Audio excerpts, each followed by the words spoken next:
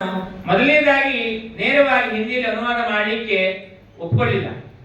ಕಾರಣ ಇಷ್ಟೇ, ನಾನು ಒಬ್ಬ ಶಿಕ್ಷಕನಾಗಿ ಸಂಸ್ಕೃತವನ್ನು ಅಧ್ಯಾಪನ ಮಾಡ್ತಾ ಇರುವಂತಹದ್ದು.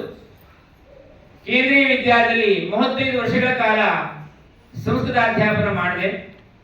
ಈ ಸಂದರ್ಭದಲ್ಲಿ ಕೇಂದ್ರೀಯ ವಿದ್ಯಾಲಯ ಶಿವಮೊಗ್ಗದಲ್ಲಿ ನಾನು 10 ವರ್ಷ ಆಗಲೇ ಅಧ್ಯಾಪನ ಮಾಡಿ ಇವಾಗ ನಿವೃತ್ತ ಹೊಂದಿದ್ದೇನೆ. ನನ್ನ ಅಧ್ಯಾಪನದ ಅವಧಿಯಲ್ಲಿ ಅವರ ಇಬ್ಬರು ಮಕ್ಕಳು ಕೂಡ ನನ್ನ ವಿದ್ಯಾರ್ಥಿಗಳಾಗಿ ಓದಿದ್ರು.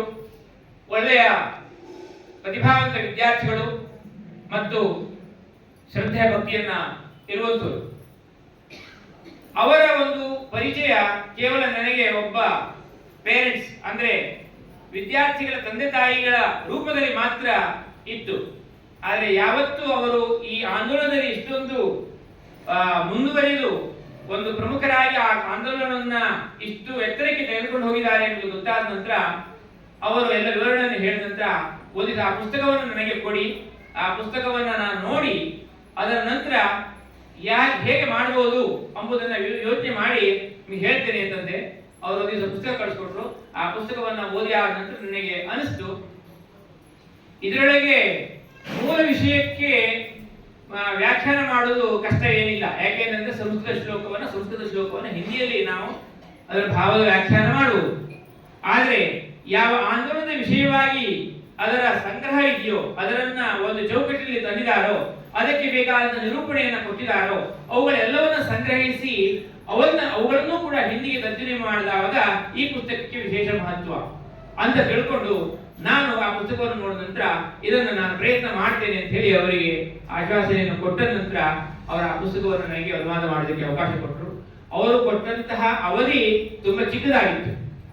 ಒಂದು 3 ತಿಂಗಳಲ್ಲಿ, ಅಂದ್ರೆ ಈಗ 2 ವರ್ಷ ಹಿಂದೆ ಜನವರಿಯಲ್ಲಿಯೇ ಅದರ ವಿವೇಕಾನಂದ ಜಯಂತಿ ದಿವಸ ಲೋಕಾರ್ಪಣೆ ಮಾಡಬೇಕು ಅಂತಿದೆ ನಮಗೆ ಅಂತ ಹೇಳಿ ಅವರು ನನಗೆ ಅರಿಕೆ ಮಾಡಿಕೊಂಡಿದ್ರು. ಆದರೆ ಅದರ ಅಗಾಧತೆ ಮತ್ತೆ ಅದಕ್ಕೆ ಬೇಕಾದ ಶ್ರಮ 3 ತಿಂಗಳಲ್ಲಿ ಸಾಧ್ಯವಾಗಲಿಕ್ಕಿಲ್ಲ ಎಂಬ ಒಂದು ಭಯ ನನಗಿತ್ತು. ಆ ಕಾರಣಕ್ಕೋಸ್ಕರ ಪ್ರಯತ್ನ ಮಾಡ್ತೇನೆ ಅಂತ ಹೇಳಿ ಆಶನೆ ಕೊಟ್ಟರು ಕೂಡ ನನಗೆ 6 ತಿಂಗಳು ಹಿಡಿಯಿತು.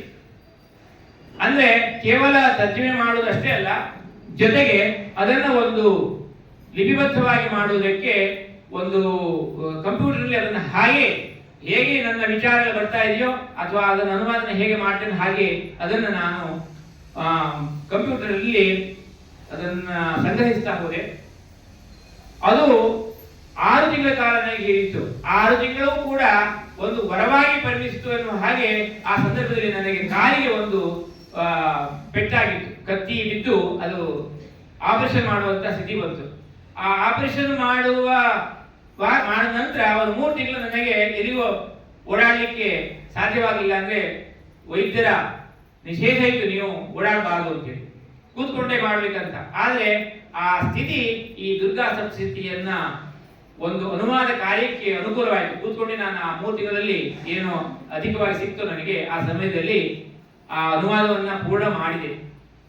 ಆದ್ರೆ ನನಗೊಂದು ಅಳುಕು ಏನಿತ್ತು ಕೇಳಿದ್ರೆ, ನಾನೊಬ್ಬ ಸಂಸ್ಕೃತ ಅಧ್ಯಾಪಕ, ಹಿಂದಿಯಲ್ಲಿಯೂ ಪಾಠ ಮಾಡುವಂತಹ ಶಕ್ತಿ ಇದೆ, ಪಾಠವನ್ನ ಮಾಡಿದ್ದೇನೆ. ಜೊತೆಗೆ ಹಿಂದಿಯಲ್ಲಿ ಅನುವಾದ ಮಾಡುವುದಾಗಲಿ ಅಥವಾ ಯಾವುದೇ ಒಂದು ಪುಸ್ತಕವನ್ನು ರಚನೆ ಮಾಡುವಂತಹ ಅನುಭವ ನನಗೆ ಇರಲಿಲ್ಲ. ಆ ವಿಷಯದಿಂದ ನಾನು ಸ್ವಲ್ಪ ಅಳುಕಲ್ಲಿದ್ರೂ ಕೂಡ ಇದನ್ನು ಪ್ರಯತ್ನ ಮಾಡೋಣ, ಈ ಪ್ರಯತ್ನಕ್ಕೆ ಆ ದೇವಿ ದುರ್ಗೆ ನನಗೆ ಸಹಾಯ ಮಾಡ್ತಾಳೆ ಅಂತ ಒಂದು ಭರವಸೆಯಿಂದ ಅವಳ ಅನುಗ್ರಹವೇ ಇರಬೇಕು ಅನ್ನುವಂತ ತಿಳಿದು ಆ ಪುಸ್ತಕವನ್ನ ಅನುವಾದ ಮಾಡೋದಕ್ಕೆ ಆರಂಭ ಮಾಡಿದೆ. ಆದರೂ ಕೂಡ ಮಧ್ಯೆ ಯಾವುದಾದ್ರೂ ಭಾಷಾ ಖಾಲಿತ್ಯ ಇರಬಹುದು. ನಾವು ಕನ್ನಡದವರು, ಹಿಂದಿ ಭಾಷೆ ಜ್ಞಾನ ಇದ್ರೂ ಕೂಡ ನಮ್ಮ ಭಾಷೆ ಹಿಂದಿಗೆ ಸಮೀಪ ಇರೋದಿಲ್ಲ. ನಮ್ಮ ಭಾಷೆ, ನಮ್ಮ ಕನ್ನಡದಿಂದ ನಾವು ಯಾವಾಗಲೂ ಅದನ್ನ ತರ್ಜುಮೆ ಮಾಡ್ಕೊಂಡು ಮಾತಾಡ್ತೇವೆ. ಅಂದ್ರೆ ಒರಿಜಿನಾಲಿಟಿ ಯಾವ ಹಿಂದಿಗೆ ಬರಬೇಕು, ಆ ಒರಿಜಿನಾಲಿಟಿ ಬರಬೇಕು ಅಂತಾದ್ರೆ ಯಾರಾದ್ರೂ ಒಬ್ಬ ಹಿಂದಿ ಶಿಕ್ಷಕರು ಅಥವಾ ಹಿಂದಿಯನ್ನ ಸ್ವಂತ ಮಾತೃಭಾಷೆಯಾಗಿ ಮಾತನಾಡುವಂತವ್ರು ಇದ್ರೆ ಅದನ್ನ ಹೆಚ್ಚು ಪರಿಣಾಮಕಾರಿಯಾಗಿ ಅದನ್ನ ಮೂಡಿಸಬಹುದು ಅಂತ ತಿಳ್ಕೊಂಡು ನಾನು ಯಾರಾದ್ರೂ ಒಬ್ಬರ ಸಂಶೋಧಕರನ್ನ ಅದನ್ನ ಪ್ರೂಫ್ ರೀಡರ್ಸ್ ಅನ್ನೋ ತರ ಕೊಡಿ ಅಂತ ಅವರಿಗೆ ಹೇಳಿದೆ. ಅವರು ಸ್ವಾಮೀಜಿಯವರ ಹೆಸರನ್ನ ಹೇಳಿದ್ರು ಮತ್ತು ಸ್ವಾಮೀಜಿಯವರಿಗೆ ಅದನ್ನು ಅರ್ಪಿಸಿದರು. ಸ್ವಾಮೀಜಿಗಳು ಅದನ್ನ ಪರಿಶೀಲನೆ ಮಾಡಿ ಏನು ಹೇಳಿದ್ರು ಅಂತ ನನಗೆ ಗೊತ್ತಿಲ್ಲ, ನಾನು ಕೇಳಿಲ್ಲ.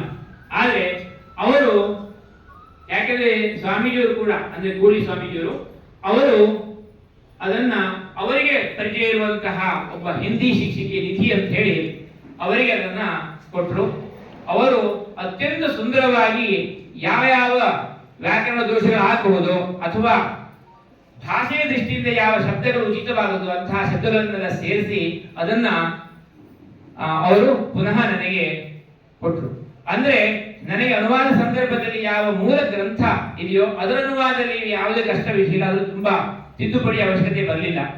ಯಾವ ವಿಚಾರಗಳು ಆಂದೋಲನ ದೃಷ್ಟಿಯಿಂದ ಬಂದಿರುವಂತಹ ವಿಷಯಗಳು ಮುಖತಃ ಅದು ಕನ್ನಡ ಭಾಷೆಯ ಸೊಗಡಿನಲ್ಲಿ ಇರುವುದರಿಂದ ಅವನ್ನ ಹಿಂದಿ ಭಾಷೆಗೆ ಅನುವಾದ ಮಾಡಬೇಕಾದ್ರೆ ಶಬ್ದ ಮಾತ್ರ ಅನುವಾದವಾದ ಸಾಕಾಗದು, ಅದಕ್ಕೆ ಬೇಕಾದಂತಹ ಭಾವ ಅನುವಾದ ಆಗಬೇಕು ಅನ್ನೋ ಕಾರಣಕ್ಕೋಸ್ಕರ ಅವರ ಸಹಾಯನ ಪಡ್ಕೊಂಡಿದ್ದು ಅದು ಅತ್ಯಂತ ಉಪಕಾರ ಆಯಿತು.